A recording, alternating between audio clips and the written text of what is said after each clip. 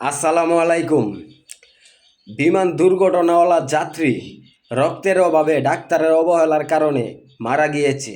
এরকম শত শত মানুষ ডাক্তারের অবহেলার কারণে, ডাক্তারকে টাকা বেশি না দেওয়ার কারণে অনেক শত শত হাজার হাজার মানুষ মারা গিয়েছে। কত মা ডাক্তারের পায়ে ধরে কেঁদেছে ডাক্তার যেন রুগীকে দেখে, কি অথচ ঘুষখোর ডাক্তার টাকার কারণে রুগীকে দেখেনি, আর সেই রুগী অবশেষে মারা যায়।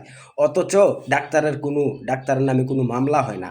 এবং কিছু অসৎ দোকানদারেরা 10 টাকার মাল 50 টাকা বিক্রি করে তাদেরকে ব্ল্যাকমেল করে গরিব না খেয়ে মরে।